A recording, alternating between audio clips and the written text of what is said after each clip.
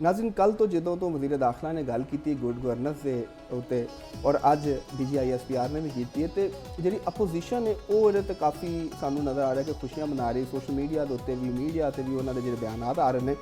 ਉਹ ਇਸੇ ਤਰ੍ਹਾਂ ਹੀ ਲੱਗ ਰਿਹਾ ਕਿ ਜਿਸ ਤਰ੍ਹਾਂ ਇਹ ਮੌਜੂਦਾ ਗਵਰਨਮੈਂਟ ਦੀ ਹੀ ਗੱਲ ਹੈ ਔਰ ਮੌਜੂਦਾ ਸਿਸਟਮ ਦੀ ਹੀ ਗੱਲ ਹੈ ਔਰ ਸਾਰੇ ਜਿਹੜੇ ਫੇਲੀਅਰਸ ਨੇ ਉਹ ਇਹਨਾਂ ਦੇ ਹੀ ਨੇ तो चोर साहब को पूछने ਇਹਦੇ हवाले नाल कि क्या सिर्फ मौजूदा सेटअप की जिम्मेदारी ही है और जिसकी इस वक्त की सूरत हाल जिथे तक पहुंची है मुल्क के हालात या ये पिछलियां का भी कोई कसूर है चौधरी साहब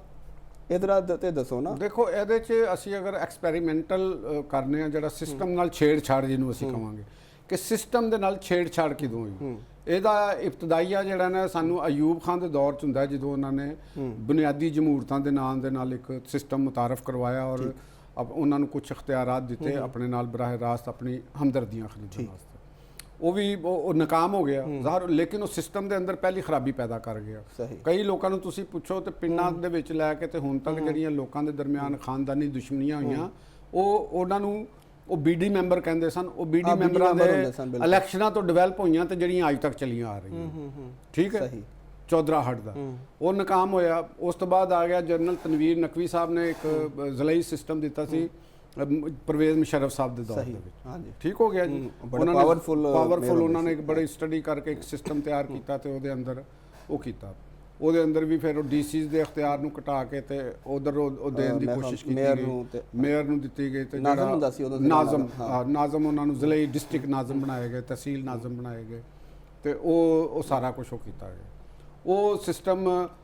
ਕਿਸੇ ਹੱਦ ਤੱਕ ਉਹ ਬਿਹਤਰ ਸੀ ਲੇਕਿਨ ਉੱਥੇ ਗੱਲ ਉਹੀ ਆਉਂਦੀ ਕਿ ਉਹ ਉੱਥੇ ਡਿਸਟ੍ਰਿਕਟ ਨਾਜ਼ਮ ਦੇ ਇਹਤਸਾਬ ਦਾ ਕੋਈ ਤਰੀਕਾਕਾਰ ਨਹੀਂ ਸੀ ਕਿ ਡਿਸਟ੍ਰਿਕਟ ਨਾਜ਼ਮ ਜਾਂ ਜਿਹੜੇ ਉਹ ਲੋਕ ਨੇ ਬਿਊਰੋਕ੍ਰੇਸੀ ਦੇ ਨਾਲ ਮਿਲ ਕੇ ਉਹ ਫੰਡਸ ਦੀ ਕਿੱਧਰ ਲਾਉਂਦੇ ਨੇ ਕਿੱਧਰ ਨਹੀਂ ਲਾਉਂਦੇ ਉਹਨਾਂ ਦਾ ਕੋਈ ਮੈਕੈਨਿਜ਼ਮ ਨਹੀਂ ਬਣਾਇਆ ਗਿਆ ਤੇ ਉਹ ਨਾਫਜ਼ ਕਰਤਾ ਗਿਆ ਉਸ ਦੌਰ ਕਹਿੰਦੇ ਨੇ ਬੜੇ ਵੱਡੇ ਲੋਕ ਜਿਹੜੇ ਸਨ MP MNA ਉਹਨਾਂ ਨੇ ਵੀ ਮੇਅਰ ਦੇ ਇਲੈਕਸ਼ਨ ਲੜੇ ਬਈ ਦੇਖੋ ਸਾਰਿਆਂ ਨੇ ਲੜੇ ਨੇ ਵੱਡੇ ਸਿਆਸਤਦਾਨ ਜਿਹੜੇ ਨੇ ਸ਼ਾਹ ਮਹਿਮੂਦ ਕੁਰੈਸ਼ੀ ਸਾਹਿਬ ਜਿਹੜੇ ਨੇ ਉਹ ਮੁਲਤਾਨ ਦੇ ਨਾਜ਼ਮ ਬਣ ਗਏ ਸਨ ਉਹਨਾਂ ਨੇ ਸੂਬਾਈ ਅਸੈਂਬਲੀ ਨੂੰ ਕੀ ਕਰਨਾ ਸੀ ਮੈਂਬਰਸ਼ਿਪ ਨੂੰ ਤੇ ਗੱਲ ਫਿਰ ਉਹੀ ਆ ਜਾਂਦੀ ਹੈ ਕਿ ਜਿਹੜਾ ਸਿਸਟਮ ਨੂੰ ਠੀਕ ਕਰਨ ਵਾਸਤੇ ਤੁਸੀਂ ਉਹ ਇਹ ਹੈਗੀ ਹੈ ਨੁਮਾਇੰਦਗੀ ਯਾਨੀ ਮੈਨੂੰ ਇਹ ਲੱਗਦਾ ਕਿ ਜਿਹੜਾ ਤੁਸੀਂ ਜ਼ਿਲ੍ਹੀ ਸਿਸਟਮ ਬਣਾ ਲਓ ਸੂਬੇ ਬਣਾ ਲਓ ਇਹ ਤੁਸੀਂ ਜਿਹੜੇ 3rd ਟੀਅਰ ਦੇ ਜਾਂ 2nd ਟੀਅਰ ਦੇ ਸਟੇਕ ਹੋਲਡਰਸ ਨੇ ਉਹਨਾਂ ਨੂੰ ਫੰਡਸ ਦੇ ਵਿੱਚ ਹਿੱਸੇਦਾਰ ਬਣਾਉਣਾ ਠੀਕ ਹੈ ਨਾ ਨਵੇਂ ਜੋ ਵਜ਼ੀਰ ਆਲਾ ਬਣ ਜਾਏਗਾ ਇੱਕ ਕਈ IG ਹੋਰ ਹੋ ਜਾਣਗੇ ਅੱਜ ਮਤਲਬ ਕਿ ਸੂਬੇ 5-4 IG ਨੇ ਅਗਰ ਤੁਸੀਂ 20 ਸੂਬੇ ਬਣਾਓਗੇ ਤੇ 20 IG ਹੋ ਜਾਣਗੇ ਠੀਕ ਹੈ ਨਾ ਜੀ 20 ਅਸੈਂਬਲੀਆਂ ਹੋਣਗੀਆਂ 20 ਅਸੈਂਬਲੀਆਂ ਹੋ ਜਾਣਗੀਆਂ ਉਸੇ ਤਰ੍ਹਾਂ DC ਫਿਰ ਅਸੈਂਬਲੀ ਗਵਰਨਰ ਹਾਊਸ ਹੋ ਜਾਣਗੇ 20 ਗਵਰਨਰ ਨਵੇਂ ਬਣ ਜਾਣਗੇ ਨਵੇਂ ਖਾਨਦਾਨ ਐਡਜਸਟ ਹੋ ਜਾਣਗੇ ਹੈ ਨਵੇਂ ਖਾਨਦਾਨ ਉਹਨਾਂ ਦੇ ਵਿੱਚ ਵੜ ਜਾਣਗੇ ਤੇ ਉਹ ਚੀਜ਼ਾਂ ਐਡਜਸਟ ਲੇਕਿਨ ਸਿਸਟਮ ਜਿਹਦੇ ਤਹਿਤ ਗਵਰਨੈਂਸ ਹੋਣੀ ਹੈ ਉਹ ਉਂਝ ਹੀ ਲਗਾ ਰਿਹਾ ਸਹੀ ਤੇ ਤੁਹਾਡਾ ਜਿਹੜਾ ਜ਼ਿਆਦਾ ਸੂਬਿਆਂ ਦਾ ਕਨਸੈਪਟ ਹੈਗਾ ਉਹਨੂੰ ਤੁਸੀਂ ਗਵਰਨੈਂਸ ਦੇ ਨਾਲ ਰਿਲੇਟ ਨਹੀਂ ਕਰ ਸਕਦੇ ਠੀਕ ਹੈ ਉਹਦੇ ਨਾਲ ਤੁਸੀਂ ਕਿਸੇ ਦੀ ਨਫਸਿਆਤੀ ਜਾਂ ਉਹ ਤਸਕੀਨ ਤੇ ਹੋ ਸਕਦੀ ਹੈ ਕਿਸੇ ਕੌਮ ਦੀ ਸ਼ਨਾਖਤ ਵਾਸਤੇ ਉਹ ਕਰ ਸਕਦੇ ਮੈਂ ਅੱਗੇ ਮਿਸਾਲ ਵੀ ਦਿੱਤੀ ਸੀ ਕਿ ਇੰਡੀਆ ਦੇ ਵਿੱਚ UP ਦਾ ਆਬਾਦੀ ਜਿਹੜੀ ਹੈ ਉਹ ਪੰਜਾਬ ਤੋਂ ਜ਼ਿਆਦਾ ਹੈ ਹਾਂਜੀ ਕੱਲ ਬਿਲਕੁਲ ਇਹ ਤਫਸੀਲ ਨਾਲ ਗੱਲ ਔਰ ਰਕਬਾ ਵੀ ਉਹਦਾ ਪੰਜਾਬ ਦੇ ਬਰਾਬਰ ਹੈ ਤਕਰੀਬਨ ਬਲਕਿ ਜ਼ਿਆਦਾ ਹੀ ਹੋਣਾ ਹੈ ਉੱਥੇ ਤੇ ਕਿਸੇ ਨੇ ਕਿਹਾ ਨਹੀਂ ਕਿ ਇਹਨੂੰ ਮਜ਼ੀਦ ਛੋਟਾ ਕਰਕੇ ਅਸੀਂ ਸੂਬਾ ਬਣਾ ਦਈਏ ਔਰ ਜਿਹੜਾ ਪੰਜਾਬ ਇੰਡੀਆ ਦਾ ਜਿਹੜਾ ਉਹ ਛੋਟਾ ਜਿਹਾ ਇੰਤਹਾਈ ਛੋਟਾ ਹੈ ਔਰ ਅੱਜ ਪੰਜਾਬ ਜਿਹੜਾ ਨਾ ਉਹ ਇੰਡੀਆ ਦੇ ਪਸਮਾਨਦਾ ਰਿਆਸਤਾਂ ਦੇ ਵਿੱਚੋਂ ਇੱਕ ਰਿਆਸਤ ਹੈ ਠੀਕ ਹੈ UP ਜਿਹੜਾ ਉਹ 2nd ਉਹਨਾਂ ਦੀ ਆਂਦਾ ਆਮਦਨੀ ਵਾਲੇ ਸੂਬਿਆਂ ਦੇ ਵਿੱਚ ਤੁਹਾਡੇ ਇਸਤਦਲਾਲ ਹੈ ਕਿ ਸੂਬੇ ਬਣਨ ਦੇ ਨਾਲ ਗਵਰਨਰ ਦੇ ਮਸਾਇਲ ਹੱਲ ਨਹੀਂ ਹੋਣੇ ਹੁਣ ਉਹਦਾ ਤਾਲੁਕ ਕੀ ਹੈਗਾ ਅੱਛਾ ਵੈਸੇ ਜੋ ਸਭ ਗਵਰਨੈਂਸ ਦੀ ਅਗਰ ਅਸੀਂ ਗੱਲ ਕਰਨੇ ਐਸੋ ਸਾਡੇ 4 ਸੂਬੇ ਨੇ ਤੇਰਾ ਚਾਰਾਂ ਦੀ ਅਗਰ ਅਸੀਂ ਗਵਰਨੈਂਸ ਦਾ ਉਹ ਲਈਏ ਇੱਕ ਜਾਇਜ਼ਾ ਤੇ ਮਸਾਇਲ ਤੁਹਾਨੂੰ ਕਿੱਥੇ ਨਜ਼ਰ ਆਉਂਦੇ ਨੇ ਜ਼ਿਆਦਾ ਔਰ ਕਿੱਥੇ ਤੁਹਾਨੂੰ ਲੱਗਦਾ ਕੋਈ ਗਵਰਨੈਂਸ ਕੁਝ ਬਿਹਤਰ ਹੈ ਅਗਰ ਅਸੀਂ ਦੇਖਦੇ ਹਾਂ ਨਾ ਕਿ ਸਿਸਟਮ ਤੇ ਇੱਕੋ ਜਿਹਾ ਠੀਕ ਹੈ ਸਾਰਿਆਂ ਵਾਸਤੇ 18ਵੀਂ ਤਰਮੀਮ ਦੇ ਬਾਅਦ ਜਿਹੜੇ ਡਿਪਾਰਟਮੈਂਟ ਸਭ ਨੂੰ ਸੂਬਿਆਂ ਨੂੰ ਗਏ ਸਾਰਿਆਂ ਨੂੰ ਗਏ NFCR ਦੇ ਤਹਿਤ ਉਹਨਾਂ ਦੇ ਫੰਡਸ ਜਿਹੜੇ ਨੇ ਉਹ ਸਾਰਿਆਂ ਨੂੰ ਚਲੇ ਗਏ ਹੁਣ ਜਿਹੜੇ ਮੌਜੂਦਾ ਸਿਸਟਮ ਚੱਲ ਰਿਹਾ ਉਹਦੇ ਸਿਸਟਮ ਦੇ ਉੱਤੇ ਜਿਹੜੀ ਉਹਨੂੰ ਉਸ ਸਿਸਟਮ ਦੇ ਅੰਦਰ ਹੀ ਰਹਿ ਕੇ ਜਿੰਨੀ ਕਿ ਡਿਲੀਵਰੈਂਸ ਕਰਨੀ ਹੈ ਉਹਦੇ ਵਿੱਚ ਤੁਹਾਨੂੰ ਪੰਜਾਬ ਸਭ ਤੋਂ ਬਿਹਤਰ ਨਜ਼ਰ ਆ ਰਿਹਾ ਨਾ ਇਹਦੇ ਵਿੱਚ ਕੋਈ ਸੈਕੰਡ ਰਾਏ ਨਹੀਂ ਹੈਗੀ ਈਵਨ ਤੁਹਾਨੂੰ ਪੰਜਾਬ ਦੇ ਵਿੱਚ ਅਗਰ ਤੁਸੀਂ ਡਿਵੈਲਪਮੈਂਟ ਓਰੀਐਂਟੇਸ਼ਨ ਦੀ ਤਰਫ ਚਲੇ ਜਾਂਦੇ ਅਗਰ ਤੁਸੀਂ ਡਿਵੈਲਪਮੈਂਟ ਦੇਖ ਠੀਕ ਹੈ, ਲਓ, development ਸੜਕ ਦੇਖੀਏ, ਡਿਵੈਲਪਮੈਂਟਸ ਤੋਂ ਮੁਰਾਦ ਹੈ ਇਨਫਰਾਸਟ੍ਰਕਚਰ ਦੀ Infrastructure, ਡਿਵੈਲਪਮੈਂਟ ਠੀਕ ਹੋਵੇ, ਹੈ। ਸੜਕਾਂ ਤੁਸੀਂ ਅੱਛੀਆਂ ਬਣਾਈਆਂ ਨੇ, ਉਹਦੇ ਅੰਦਰ ਸਫਾਈ ਦਾ ਸਿਸਟਮ ਤੁਸੀਂ ਬਿਹਤਰ ਕੀਤਾ ਹੈ। ਉਹ ਜਿਹੜਾ ਫੈਡਰਲ ਏਰੀਆ ਜਿਹੜਾ ਇਸਲਾਮਾਬਾਦ ਦਾ ਹੈ, ਤੁਹਾਨੂੰ ਉਹਦੇ ਤੋਂ ਜ਼ਿਆਦਾ ਬਿਹਤਰ ਨਜ਼ਰ ਬਿਹਤਰ ਨਜ਼ਰ ਆਏ। ਤੁਸੀਂ ਇਸਲਾਮਾਬਾਦ ਦੇ ਅੰਦਰ ਜਾ ਕੇ ਅੰਡਰਪਾਸ ਬਣੇ ਦੇਖ ਲਓ ਤੇ ਲਾਹੌਰ ਦੇ ਵਿੱਚ ਅੰਡਰਪਾਸ ਬਣੇ ਦੇਖ ਲਓ, ਤੁਹਾਨੂੰ ਇਹ ਜ਼ਿਆਦਾ ਖੂਬਸੂਰਤ ਨਜ਼ਰ ਆਣਗੇ, ਜ਼ਿਆਦਾ ਬਿਹਤਰ ਨਜ਼ਰ ਆਣਗੇ, ਜ਼ਿਆਦਾ ਚੌੜੇ ਨਜ਼ਰ ਆਣਗੇ। ਠੀਕ ਹੋ ਗਿਆ ਜੀ। ਹੋ ਗਿਆ ਹਸਪੀਟਲਸ ਦਾ ਸਿਸਟਮ, ਲੋਕ ਇੱਥੇ ਆ ਕੇ ਉਹ ਦੂਸਰੇ ਸੂਬਿਆਂ ਦੇ ਲੋਕ ਵੀ ਇੱਥੇ ਆ ਰਹੇ ਨੇ। ਠੀਕ ਹੋ ਗਿਆ ਜੀ। ਐਜੂਕੇਸ਼ਨ ਦਾ ਵੀ ਇੱਥੇ ਤੁਹਾਡੇ ਕੋਲ ਸਿਸਟਮ ਮਿਆਰ ਪੰਜਾਬ ਦੇ ਵਿੱਚ ਸਭ ਤੋਂ ਬੈਸਟ ਮਿਆਰ ਹੈ ਇਸ ਵਕਤ ਪੰਜਾਬ ਦੇ ਅੰਦਰ। ਠੀਕ ਹੈ, ਠੀਕ ਹੋ ਗਿਆ ਜੀ। ਉਹਦੇ ਮੁਕਾਬਲੇ ਦੇ ਵਿੱਚ ਤੁਸੀਂ ਕੇਪੀ ਦੇ ਵਿੱਚ ਚਲੇ ਜਾਓ। ਕੇਪੀ ਦੇ ਵਿੱਚ 15 ਸਾਲ ਤੋਂ ਹਕੂਮਤ ਹੈ ਇੱਕ ਪਾਰਟੀ ਦੀ, ਪੀਟੀਆਈ ਦੀ। 15 ਸਾਲ ਦੇ ਵਿੱਚ ਉਹਨਾਂ ਨੂੰ ਐਨਐਫਸੀ ਅਵਾਰਡ ਦੇ ਵਿੱਚੋਂ ਹਿੱਸਾ ਮਿਲ ਰਿਹਾ ਹੈ, ਪੂਰਾ ਉਹਨਾਂ ਨੂੰ ਮੁਕੰਮਲ ਤੌਰ ਤੇ ਹਿੱਸਾ ਮਿਲ ਰਿਹਾ। ਉੱਥੇ ਤੁਸੀਂ ਸੂਰਤ ਹਾਲ ਦਾ ਅੰਦਾਜ਼ਾ ਲਾ ਲਓ, ਇਨਫਰਾਸਟ੍ਰਕਚਰ ਕਿੰਨਾ ਕੁ ਡਿਵੈਲਪ ਹੈਗਾ, ਉਹ ਦੱਸਣ ਦੀ ਜ਼ਰੂਰਤ ਨਹੀਂ। ਤੁਸੀਂ ਉੱਥੋਂ ਦੇ ਸਾਫੀਆਂ ਦੇ ਕੋਲੋਂ ਬੁਲਾ ਕੇ ਪੁੱਛ ਲਓ, ਜਿਹੜੇ ਲਾਹੌਰ ਦੇ ਵਿੱਚ ਬੈਠੇ ਔਰ ਇਸਲਾਮਾਬਾਦ 'ਚ ਬੈਠੇ ਸਾਫੀ ਐਂਕਰ ਇਹ ਉਹ, ਇਹਨਾਂ ਨੂੰ ਕਹਿੰਦੇ ਨੇ ਕਿ ਸਾਰੀਆਂ ਰੱਜ ਖਾਨ ਦੀਆਂ ਮਸਤੀਆਂ ਨੇ। ਇਹਨਾਂ ਨੂੰ ਘਰ ਬੈਠਿਆਂ ਸਵਾਲ ਆਉਂਦੇ ਨੇ ਔਰ ਕभी ਇਹ ਨਹੀਂ ਹੋਇਆ ਇਹਨਾਂ ਦੇ ਵਾਸਤੇ, ਸਿਰਫ ਇਹ ਪੰਜਾਬ ਨੂੰ ਜਾਂ ਉਹਨੂੰ ਸਮਝ ਰਹੇ ਹੁੰਦੇ ਨੇ। ਤੇ ਇਹਨਾਂ ਨੇ ਕਦੇ ਉਹ ਜਿਹੜੇ ਪਿਸੇ ਹੋਏ ਲੋਕ ਨੇ ਅਫਗਾਨਿਸਤਾਨ ਉਹਦੇ ਤਾਲਿਬਾਨ ਦੇ ਅੰਡਰ ਔਰ ਕੇਪੀ ਦੇ ਵਿੱਚ ਔਰ ਸਰਦਾਰਾਂ ਦੇ ਅੰਦਰ, ਬਲੋਚਿਸਤਾਨ ਦੇ ਅੰਦਰ ਔਰ ਸਿੰਧ ਦੇ ਅੰਦਰ, ਉਹਨਾਂ ਦੀ ਕਿਸੇ ਐਂਕਰ ਨੇ ਅੱਜ ਤੱਕ ਕੋਈ ਗੱਲ ਕੀਤੀ ਹੈ? ਹਾਂ, ਵੈਸੇ ਇਹ ਗੱਲ ਬਿਲਕੁਲ ਠੀਕ ਹੈ। ਅਗਰ ਗੱਲ ਵੀ ਕਰਨਗੇ ਤੇ ਉਹ ਐਂਟੀ ਜਿਹੜੀਆਂ ਆਰਮੀ ਫੋਰਸਿਸ ਉਹਨਾਂ ਨੂੰ ਹੀਰੋ ਬਣਾ ਕੇ ਪੇਸ਼ ਕਰਨਗੇ ਵੀ ਬੰਦੇ ਉਹ ਖੁਦਾ ਦਿਓ, ਤੁਸੀਂ ਉਸ ਸਿਸਟਮ ਨੂੰ ਤੇ ਦੇਖੋ, ਤੁਸੀਂ ਉਹਦੇ ਬਾਰੇ 'ਚ ਤੇ ਕੋਈ ਗੱਲ ਕਰੋ। ਠੀਕ ਹੈ ਨਾ ਜੀ। ਹੁਣ ਅਗਰ ਤੁਸੀਂ ਗੱਲ ਕਰੋ ਕਿ ਜੀ ਉਹਨਾਂ ਨੂੰ ਬਲੌਰ ਸਾਹਿਬ ਏਐਨਪੀ ਦੇ ਬੜੇ ਵੱਡੇ ਲੀਡਰ ਸਨ, ਉਹ ਇਸਲਾਮਾਬਾਦ 'ਚ ਆ ਕੇ ਬਹਿ ਗਏ। ਹੁਣ ਤੁਸੀਂ ਅਗਰ ਉਹਨਾਂ ਦਾ ਇੰਟਰਵਿਊ ਕਰਨ ਲੱਗੇ ਹੋ ਤੇ ਉਹਨਾਂ ਦੇ ਵਿੱਚੋਂ ਤੁਸੀਂ ਉਹ ਤਾਜ ਮੁਹੰਮਦ ਤੇ ਪਤਾ ਨਹੀਂ ਕੀ ਚੁੱਕ ਲਿਆ ਉਹਨਾਂ ਦੇ, ਤੇ ਉੱਥੋਂ ਦੇ ਜਿਹੜੇ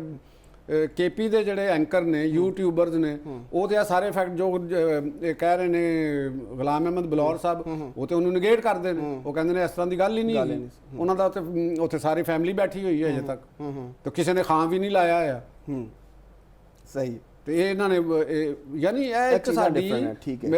ਸਾਫਤੀ ਤੌਰ ਤੇ ਸਿਸਟਮ ਦੇ ਅੰਦਰ ਸਿਰਫ ਪੋਲੀਟੀਕਲ ਪਾਰਟੀਆਂ ਨਹੀਂ ਆਉਂਦੀਆਂ, ਉਹਦੇ ਅੰਦਰ ਅਸੀਂ ਜਿਹੜਾ ਚੌਥਾ ਸਤੂਨ ਆਪਣੇ ਆਪ ਨੂੰ ਬਿਲਾ ਵਜ੍ਹਾ ਫਿਰ ਨਾ ਕਿਹਾ ਕਰੋ। ਅਗਰ ਅਸੀਂ ਸਾਫੀ ਹਾਂ,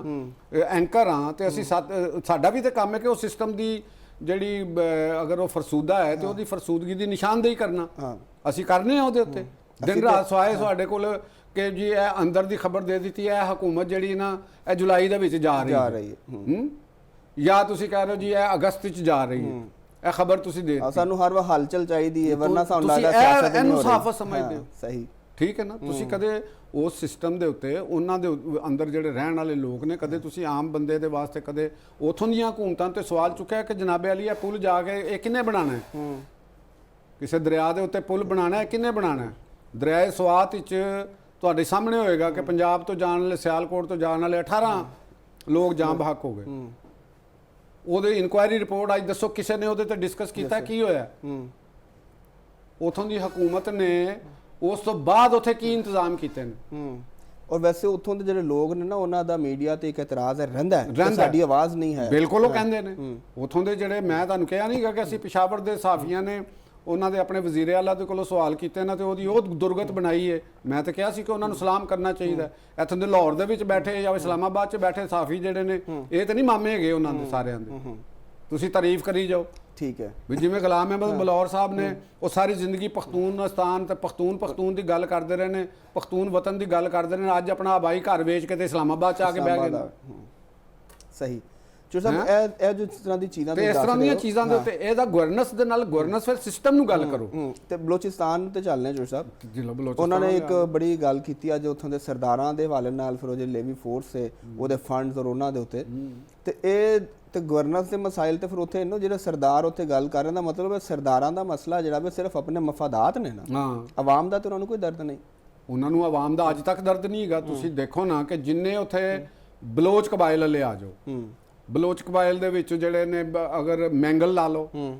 ਮਰੀ ਲਾ ਲਓ, ਬੁਕਤੀ ਲਾ ਲਓ, ਰਈਸਾਨੀ ਲਾ ਲਓ, ਖੇਤਰਾਨ ਲਾ ਲਓ, ਰਿੰਦ ਲਾ ਲਓ, ਲਗਾਰ ਲਾ ਲਓ, ਜਿਹੜੇ ਵੀ ਉੱਥੇ ਆਬਾਦ ਨੇ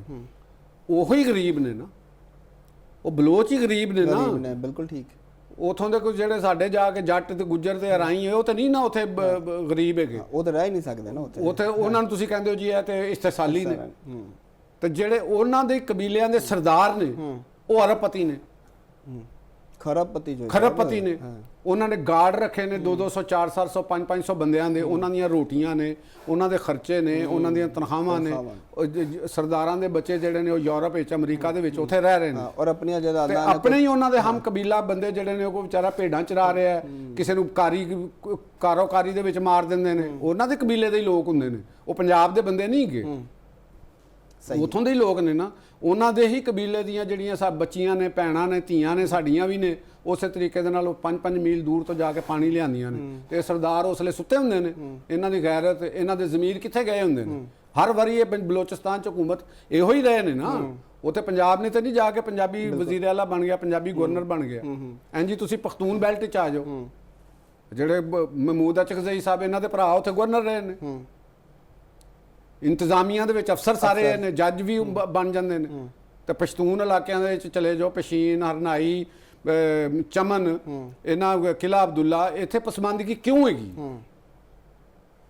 ਇਹ ਇੰਤਜ਼ਾਮੀਆਂ ਦੇ ਵਿੱਚ ਰਹੇ ਨੇ। ਸਾਡੇ ਸਾਫੀ ਕਿਉਂ ਨਹੀਂ ਉਹਨਾਂ ਦੇ ਉੱਤੇ ਬੋਲਦੇ, ਕਿਉਂ ਨਹੀਂ ਤਹਿਕੀਕ ਕਰਦੇ? ਉਥੋਂ ਦੇ ਗਰੀਬ ਬੰਦੇ ਦੀ ਆਵਾਜ਼ ਕਿਉਂ ਨਹੀਂ ਚੁੱਕਦੇ? ਤੁਸੀਂ ਸਰਦਾਰਾਂ ਨੂੰ ਹੀਰੋ ਬਣਾ ਕੇ ਪੇਸ਼ ਕਰਨਾ। ਉਹ ਸਿਸਟਮ ਦੇ ਉੱਤੇ ਤੇ ਸਰਦਾਰ ਬੈਠਾ ਹੋਇਆ, ਸਿਸਟਮ ਨੇ ਤੇ ਸਰਦਾਰ ਦੀ ਮਰਜ਼ੀ ਨਾਲ ਕੰਮ ਚੱਲਾਣਾ। ਜਿਵੇਂ ਸਾਡੇ ਕੋਲ ਸਿਸਟਮ ਅਗਰ ਚੀਫ ਸੈਕਟਰੀ ਤੇ ਡੀਸੀ ਦੇ ਕੋਲ ਹੈਗਾ, ਅਗਰ ਡੀਸੀ ਦੇ ਉੱਤੇ ਆਵਾਮ ਦਾ ਪ੍ਰੈਸ਼ਰ ਨਾ ਹੋਵੇ, ਪੰਜਾਬ ਦੀ ਮਿਡਲ ਕਲਾਸ ਦਾ ਪ੍ਰੈਸ਼ਰ ਨਾ ਹੋਵੇ, ਉਹ ਕਦੇ ਵੀ ਕੰਮ ਨਹੀਂ ਕਰੇਗਾ। ਬਿਲਕੁਲ ਸਹੀ। ਸਿਸਟਮ ਨੇ ਉਹਨੂੰ ਆਲ ਇਨ ਆਲ ਬਣਾਇਆ ਹੈ, ਉਹ ਸਿਸਟਮ ਦੇ ਵਿੱਚ ਤਬਦੀਲੀ ਕਰੋ, ਉਹਨੂੰ ਲਿਆਓ ਕਾਨੂੰਨ ਦੇ ਅੰਡਰ, ਉਹਨੂੰ ਲੈ ਕੇ ਆਓ।